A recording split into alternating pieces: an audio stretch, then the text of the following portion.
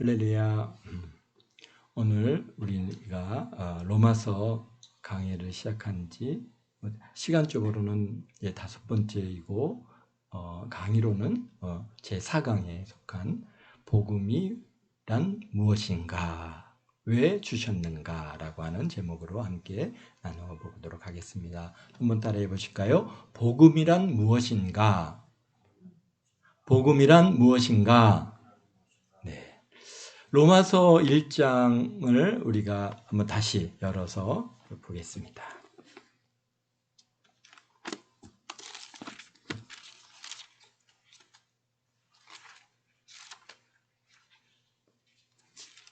로마서 우리 1장을 우리 같이 열어서 우리가 같이 한번 다시 우리 1절서부터 7절까지 말씀을 같이 한번 읽겠습니다.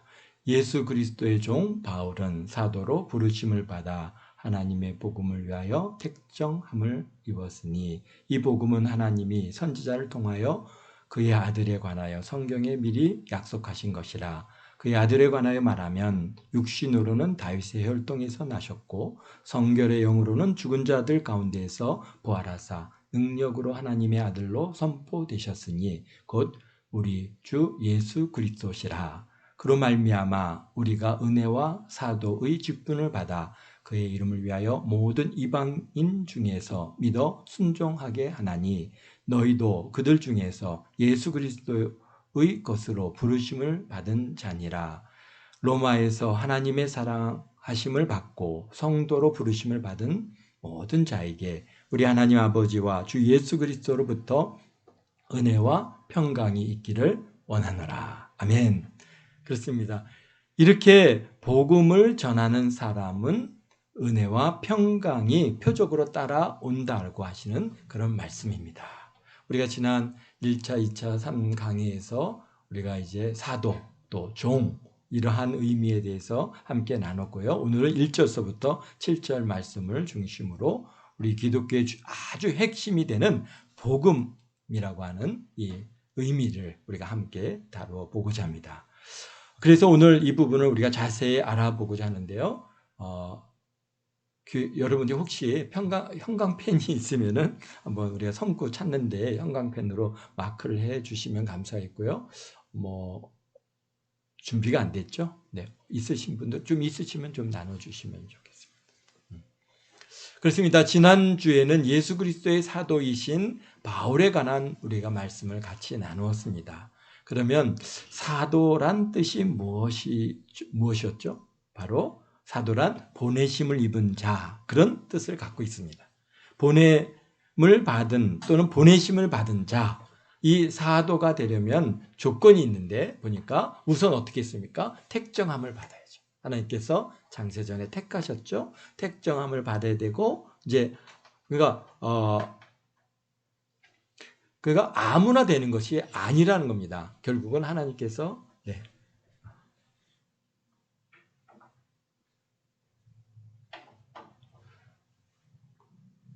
그 다음에 그 택정함을 받은 사람은 꼭 때가 되면은 어떻게 합니까? 부르심을 받는 것입니다. 그래서 부르심을 받은 다음에는 그때부터 어떻게 돼요? 이제 사도로서 준비 훈련을 따라오는 것입니다. 그래서 무슨 목적으로 사도로 이렇게 특정해서 부르셨을까요? 바로 목적이 뭡니까? 오늘 본문을 읽은 하나님의 복음을 위해서라 이렇게 말씀하고 계십니다. 하나님의 복음 어디 있습니까? 1절에 보면은 하나님의 복음을 위하여 택정함을 입었다라고 말씀하고 계시죠. 그러니까 하나님의 복음을 위해서 사도로 택하시고 부르신다는 것이죠. 그래서 그러면 하나님의 복음 이것이 굉장히 중요한 개념인데 그냥 복음이 아니라 하나님의 복음입니다. 한번 거기 마크해 주십시오. 하나님의 복음. 그러면 이 하나님은 누구십니까? 바로 이 하나님은 삼위의 하나님을 갖다 지칭할 때 사용하는 그러한 말인데요. 그러니까 여기에서 아들에게 할 때는 삼위의 하나님 중 뭡니까? 성부 하나님을 지칭할 때도 사용하고 그 다음에 총괄적으로 삼위 하나님 전체를 갖다가 의미할 때도 있고, 뭐 아들 우리 예수님의 그런 두 번째 이위이신 우리 성자 하나님을 말할 때도 하나님이라고 하는 의미를 갖고 있습니다. 그래서 하나님의 복음이란 이 단어에 집중할 필요가 있습니다. 복음은 헬라어로 우리가 잘 알고 있죠. 유앙겔리온이라고 하죠. 한국말로는 복음이고 영어로는 굿니스고 좋은 소식이죠. 이것을 갖다가 원어로 하면 유앙겔리온이라고 하는데요. 그래서 하나님의 복음이란 하나님의 복음을 우리 영어로는 뭐로 되어 있냐면 The Gospel of God 이렇게 되어 있고, 그 다음에 원어로는 유앙겔리온 데오스 이렇게. 데오스가 뭔지 우리 세타 이렇게 표시하잖아요. 데오스 바로 하나님이시죠. 그래서 하나님의 복음 이런 뜻을 갖고 있습니다. 이런 이제 그 단어를 갖고 있습니다. 그러므로 유앙겔리온 데오스는 하나님의 복음이란 그런 말입니다. 그러면 하나님의 복음이란 무엇입니까? 바로 바울이 지금 설명하고 있는데요. 바로 그 내용이 바로 2절부터 하나님의 복음이 무엇인가 라고 하는 것을 기록하고 있습니다. 이 복음은 이렇게 시작하죠. 2절이요. 하나님이 선자를 통하여 그의 아들에 관하여 성경에 미리 약속하신 것이다. 그렇습니다. 다시 말해서 이 복음은 뭐냐면 하나님께서 선지자를 통해서 그 아들이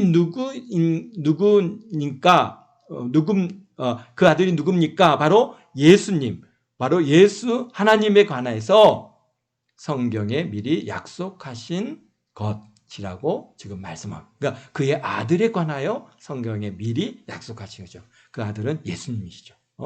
미리 약속했다는 것은 바로 우리가 원어로 보면 프로라고 하는 그런 말을 쓰고 있는데요. 프로 에반겔로마이라고 하는 단어인데요. 이게 뭐냐면은 미리 약속됐다라고 하는 뜻을 갖고 있습니다.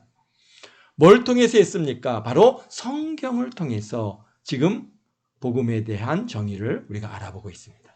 도대체 하나님 아버지가 아들에 관하여 성경에 미리 약속한 것이라고 그러는데 그것이 무엇입니까? 바로 그 내용은 3절에 기록되어 있습니다. 뭐라고 되어 있습니까? 바로 그의 아들에 관하여 육신으로는 다윗의 혈통에 나셨고 그렇습니다. 그러니까 그 아들에 관한 그러한 약속을 갖다 미리 성경에 기록하셨는데 그 아들이 어떻게 나실 거다? 바로 어떻게 해요? 다윗의 혈통에서 나시게 될 것이다 라고. 그래서 그 아들이 예수신데 그 다윗의 혈통을 통하여 어떻게 한다고? 성육신할 것이라 그렇게 말씀하고 계십니다. 그 아들이 예수님께서 다윗의 혈통을 통해서 성육신, 바로 인간이 되실 것이다 라고 하는 것을 미리 약속해 주셨다는 거예요. 그리고 4절에는 또 뭐라고 말합니까? 성결의 영으로는 죽은 자들 가운데에서 부활하사. 그러니까 죽으셨다가 부활하신다는 것이죠. 능력으로는 하나님의 아들로 선포되셨으니 곧 우리 주 예수 그리스도시니라 라고 지금 복음에 대한 분명한 여기에서 설명을 좀 우리에게 주고 계십니다. 그러니까 그 아들이 성육신에서 다음에 십자가에서 대속의 죽음을 죽으실 구원자라는 것을 미리 약속했다고 지금 말씀하고 있습니다. 이분이 죽으셨다가 부활하실 것이라는 것도 미리 약속했다는 것입니다. 그리고 4절에서 그렇습니다. 그랬습니다. 이렇게 함으로써 사람들이 이분이 하나님의 아들이시구나, 그리고 이분이 예수 그리스도시구나 라는 것을 사람들이 선포하게 될 것을 미리 예언했다는 것입니다. 그러니까 이제 이분이 바로 예수님께서 이런 분이시구나라는 것을 선포한다는 것입니다. 그 다음에 바울이 하신 말씀이 여기서 끝나는 게 아니라 복음이 뭐냐? 복음은 이 사건을 바울이 전할 뿐인데 이것을 듣고 믿고 순종하는 자가 나온다는 것입니다. 이것을 믿고 순종하는 자가 나오는데 이렇게 순종하는 자가 영생을 받게 된다는 것이죠. 그래서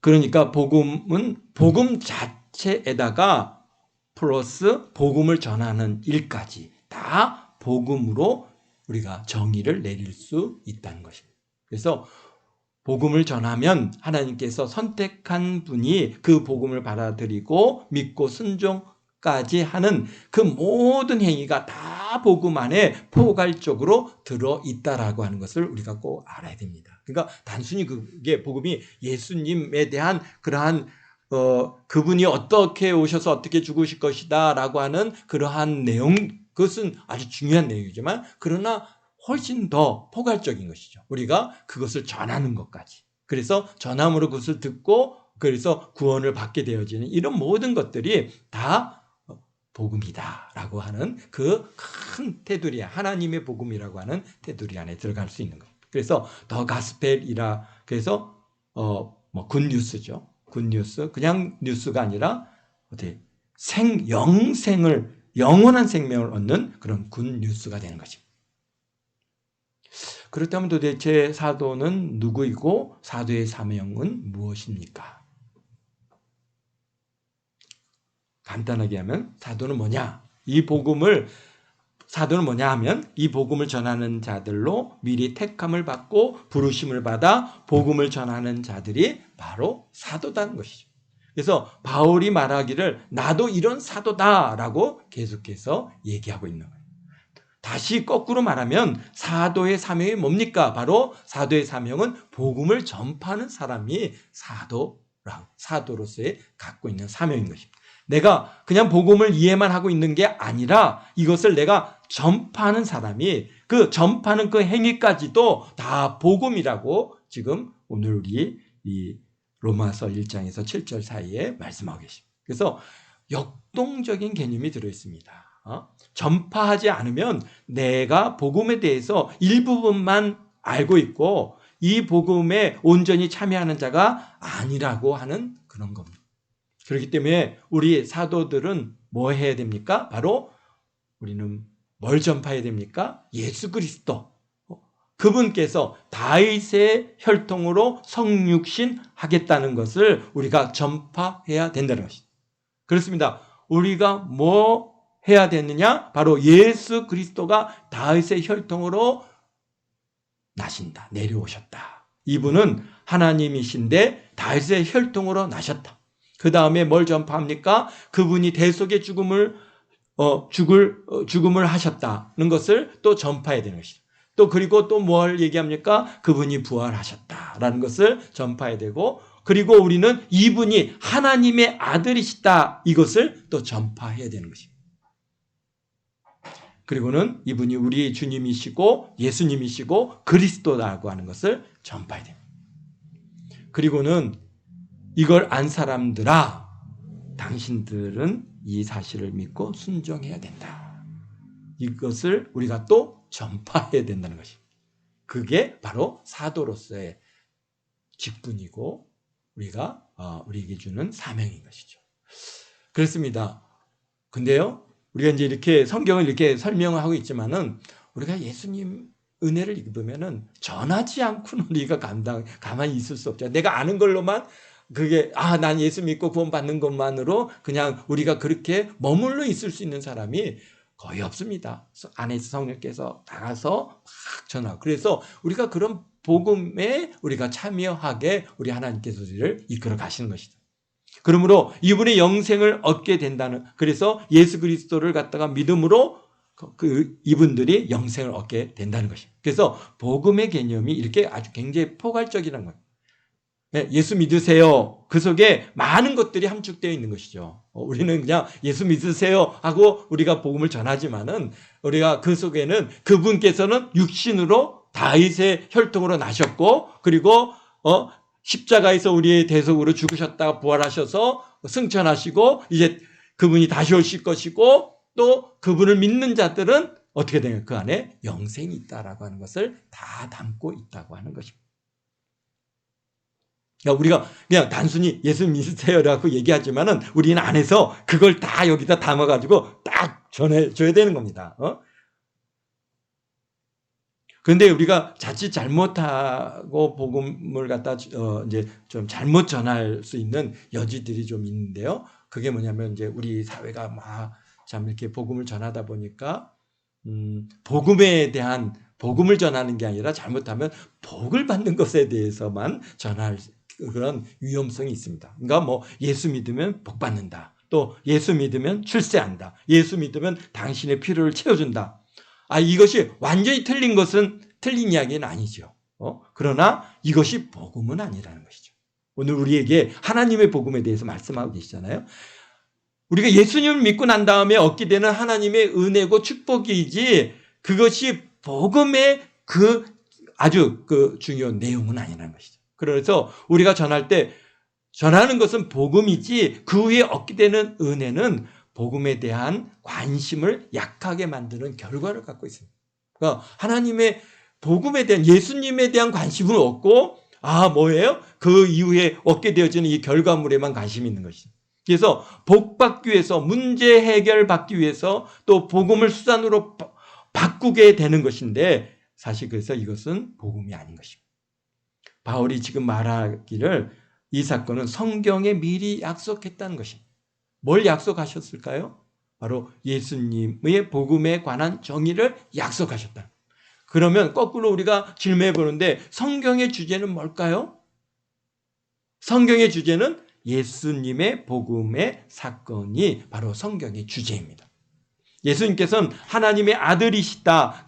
그래서 성부 하나님이 그 아들을 갖다가 하나님의 자녀를 구원하기 위해서 성육신시키셨다. 이 말씀이 성경에 적혀 있고 거기서 끝나는 게 아니라 이분이 이제 성육신하셔서 대속의 죽음을 죽으셨고 부활하셨고 그래서 그리스도라고 하는 명칭을 받으셨다.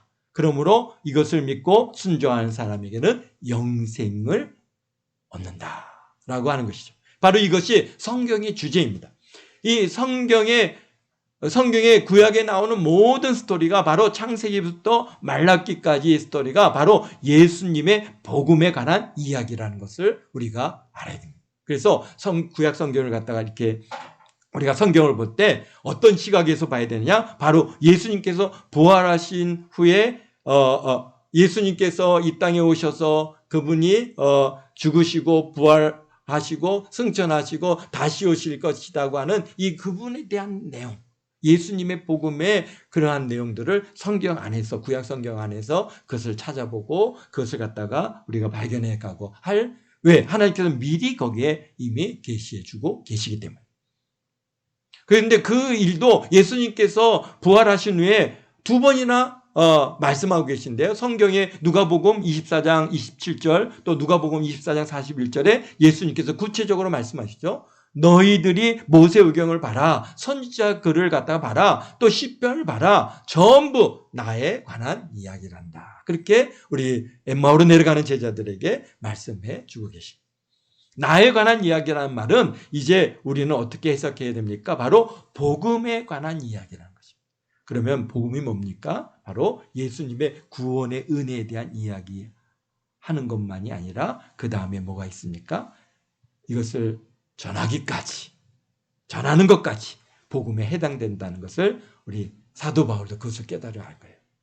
그것도 언제요?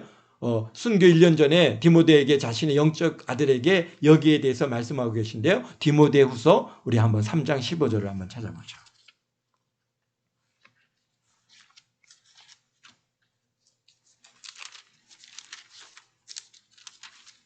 디모데후서 3장 15절에 보면은 또 어려서부터 성경을 알았나니 성경은 능히 너로 하여금 그리스도 예수 안에 있는 믿음으로 말미암아 구원에 이르는 지혜가 있게 하였느니라.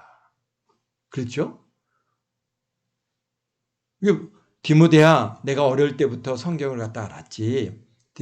근데 디모데가 무슨 성경을 읽었겠어요? 무슨 성경을 읽었어요?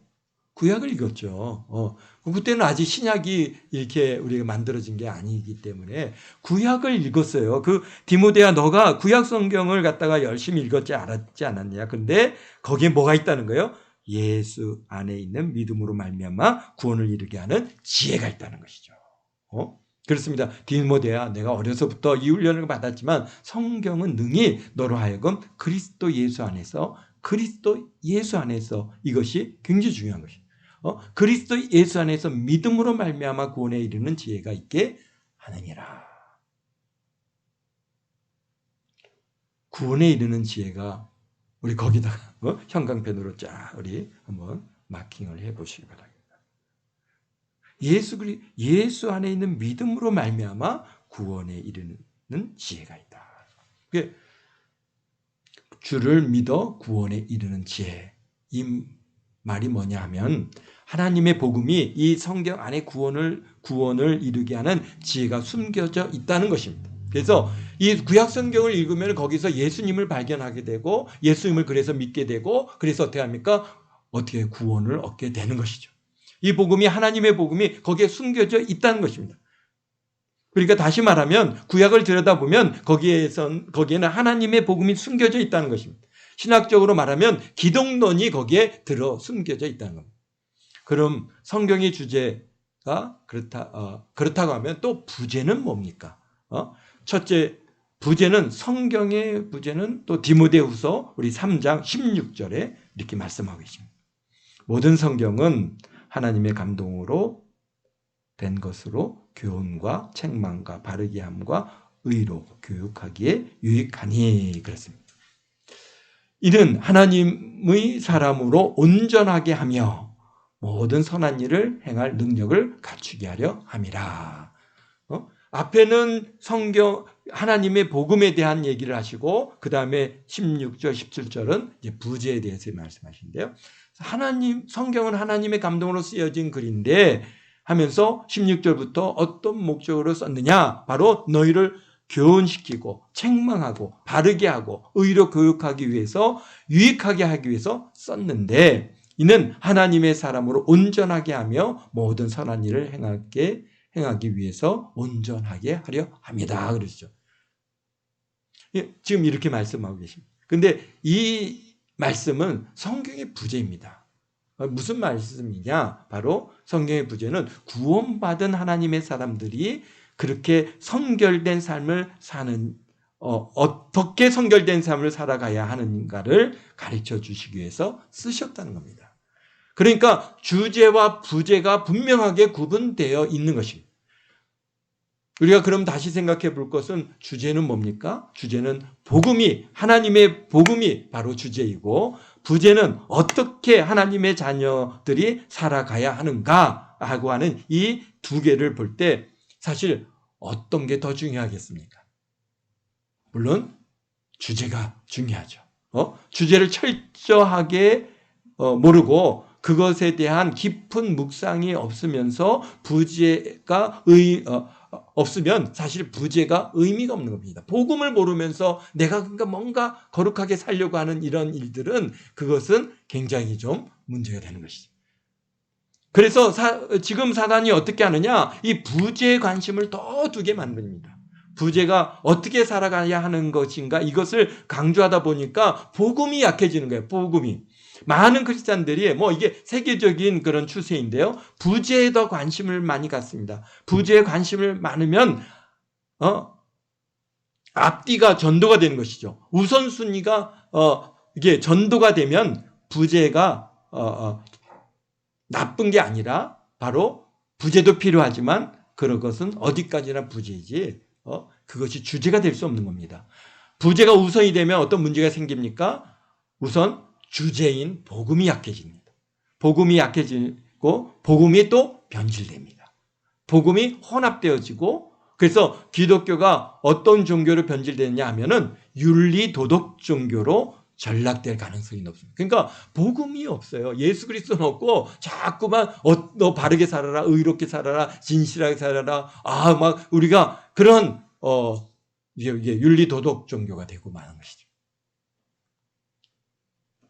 그래서 심지어는 그렇게 되면 예수님을 보는 시각이 변화가 오는데요.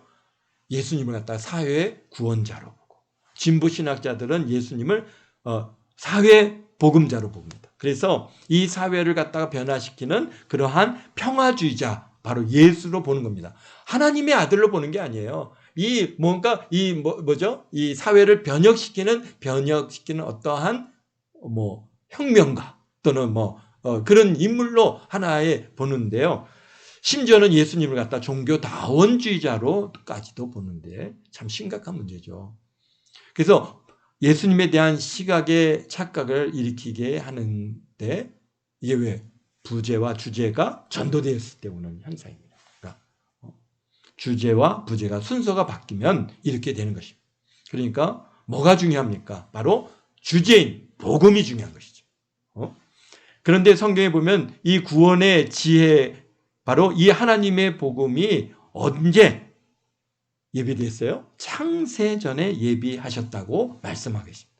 이 하나님의 복음을 창세전에 바울도 이것을 갖다가 깨닫는 게 고린도전서를 갖다 쓸 때서야 그것을 깨달았어요. 우리도 예수님을 갖다 믿고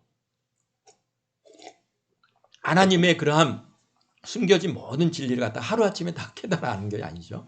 바울 사도도 마찬가지입니다. 꽤 오랜 시간 동안 이 하나님께서 이러한 복음에 대한 그런 이해가 점점 깊어가는 것인데요. 그래서 주 55년에 다시 말하면은 35년에 이제 개종하고 20년 후에서야 주님과 동행하면서 바울이 낙원도 구경하고 오고 많은 영적인 훈련을 받은 후에야 깨달아 알게 된 것이 바로 뭡니까?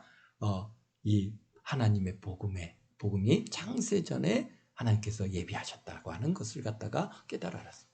그러니까 그래서 그분은 그걸 뭐라고 얘기하세요? 바로 미스터리라. 이게 영어로는 미스터리고 우리나라 말로는 비밀이다라고 하는데요. 훨씬 더 비밀보다는 미스터리, 이게 훨씬 더 이렇게 좀 그 감각이 확 다가오는 거예요. 이게 그래서 미스터리를 20년간 예수님과 교제하면서 예수님께서 고린도전서를 쓸 때 고린도전서 2장 7절에 가르쳐주고 계십니다. 한번 볼까요?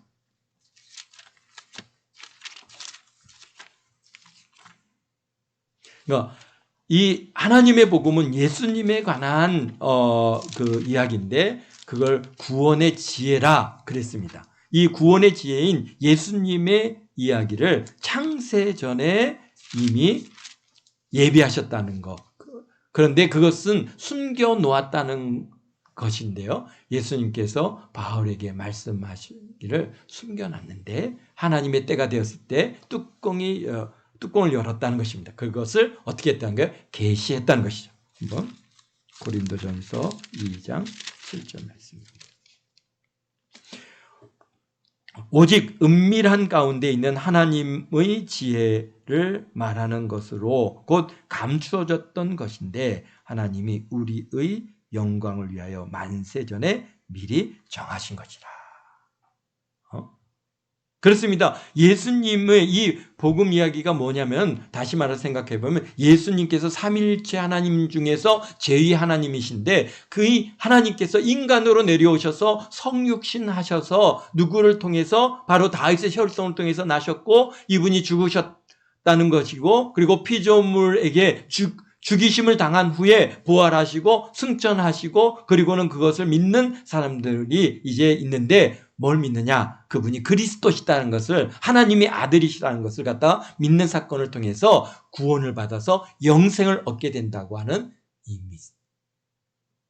그래서 이것을 전하는 것이 복음이라고 정의를 내리고 있습니다. 그런데 이 복음이 스토리가 언제 준비됐느냐? 여기에 만세전에 창세전에 준비되셨다는 겁니다.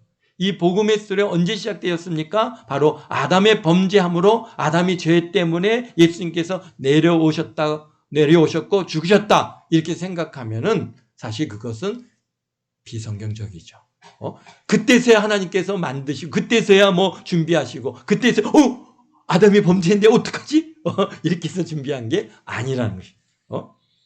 성경을 보면은 바울도 처음 20년을 아마 그렇게 생각을 갖다가 못했을 겁니다. 저희들도 우리가 예수님 이 부분을 갖다가 이제 이해하는데 물론 뭐 목사님들이 이제 설교도 있고 성경 또 뭐 강해라든지 이런 책들을 통해서 좀 우리가 알게 되어 갔지만은 어쨌든가 내가 예수님을 믿고 하나님께서 그 창세전에 이루어진 이 사건들에 대해서 우리가 온전히 이해하는데 꽤 시간이 많이 걸렸습니다. 그렇습니다. 바울도 1020년은 아마 그렇게 생각했을 겁니다.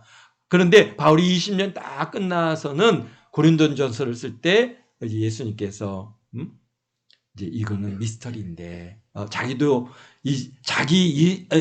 뭔가 이상과 논리로 이해가 안 되는 거라는 것이죠. 그런데 이 복음은 언제 창세전에 준비하셨다.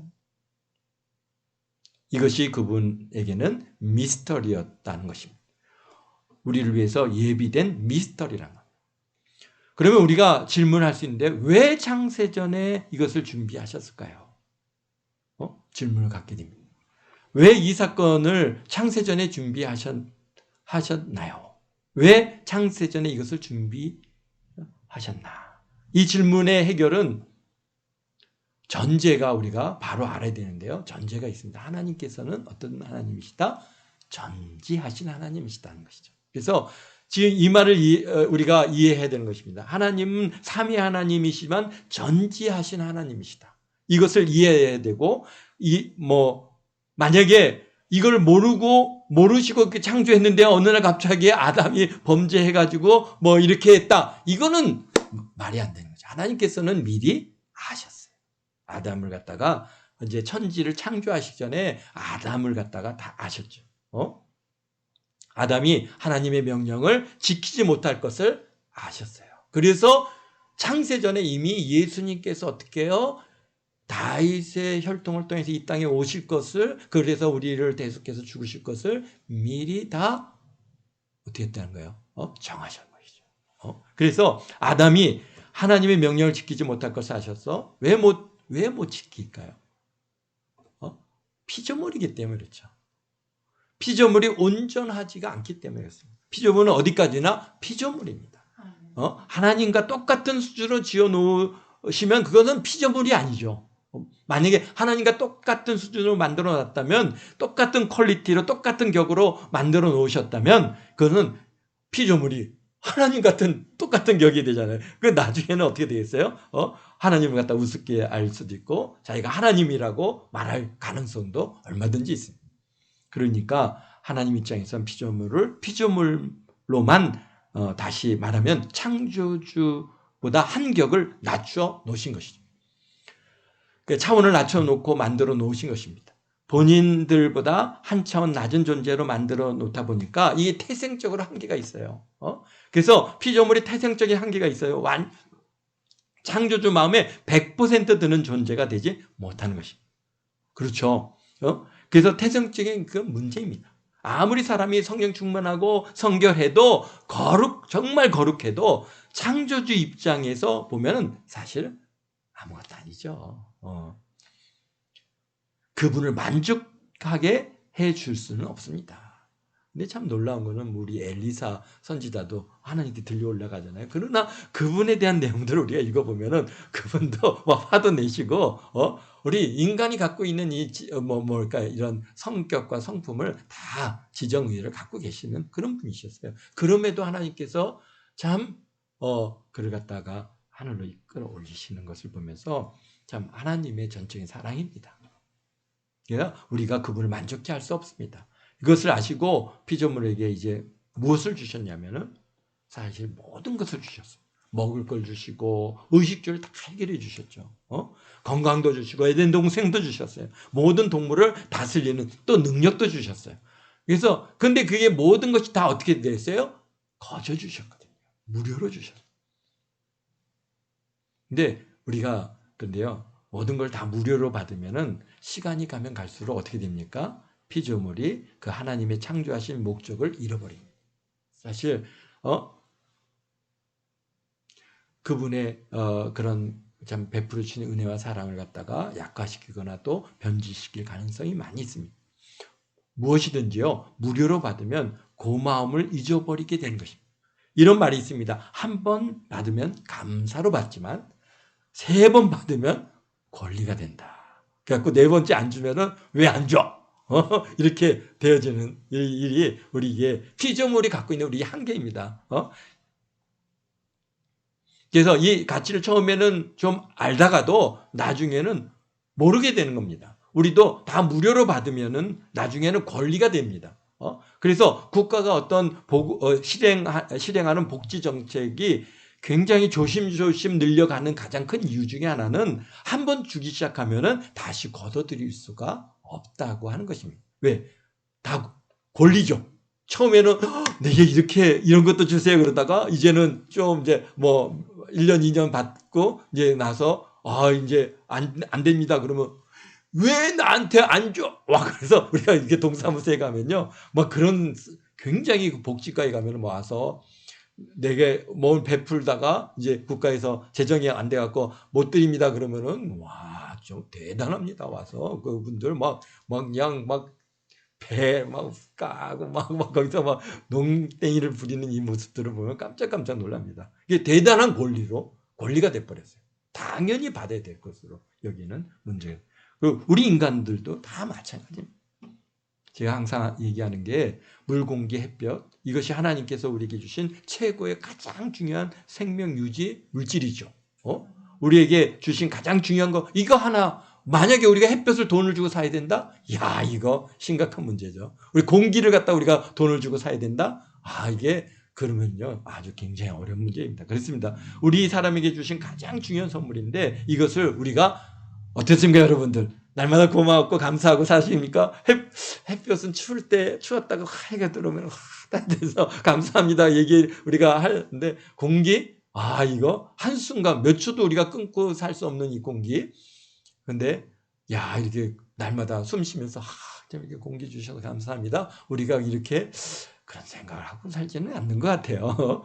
당연히 있어야 되는 걸 우리는 알고 그렇게 그렇습니다. 하나님께서는요 전지전능하신 분이시기 때문에 창조전에 어떻게 보면 피조물이 이렇게 될 것을 아셨을까요? 모르셨을까요? 아셨죠.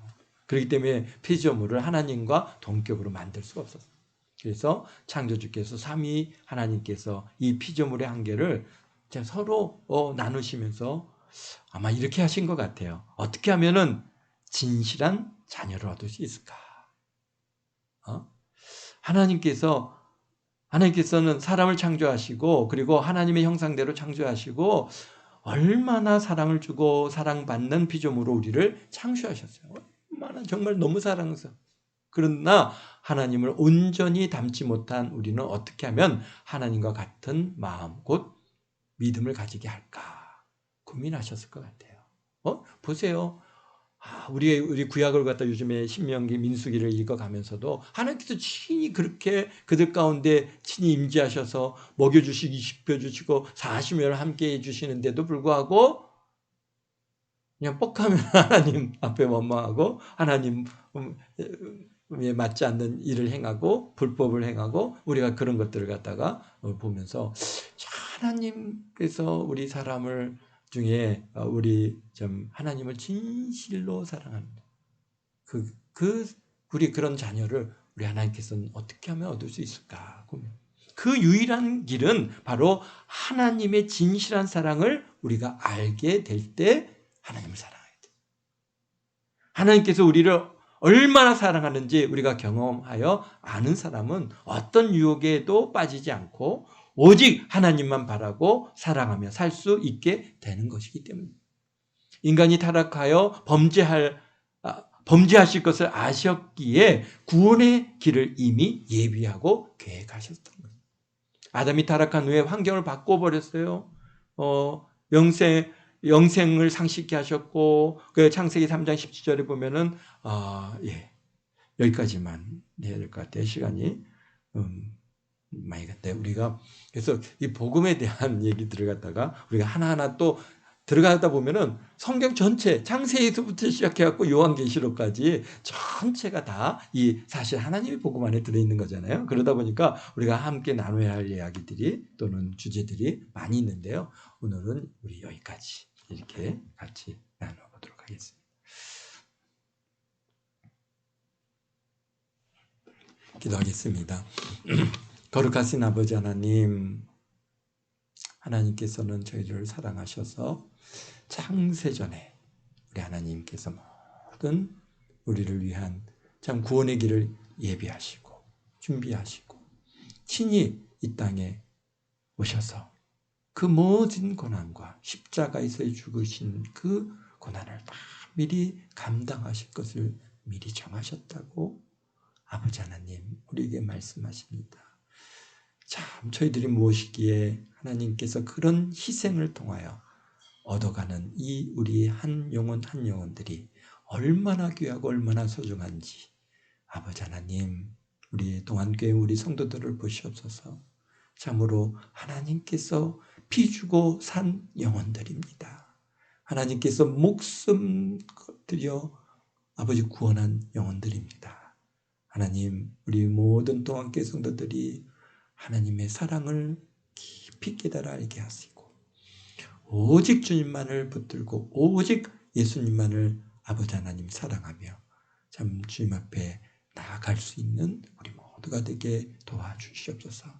결코 우리가 받은 이 놀라운 은혜가 우리의 권리가 아니라 그저 하나님께서 베풀어 주신 놀라운 사랑이고 참 우리가 받을 만한 자격이 없는데 하나님께서 내게 베풀어 주신 이 은혜, 이 희생의 사랑이란 것을 철저히 깨닫게 하시고 그래서 오직 우리 복음에 아버지 하나님 우리가 포커스를 맞추고 아버지 하나님 열심히 살아갈 수 있는 우리 동안교회 모든 성도들 다 되도록 주님께서 축복하심을 감사합니다. 주님 홀로 영광 받아 주옵소서. 감사하며 예수님의 이름으로 기도하옵나이다. 아멘.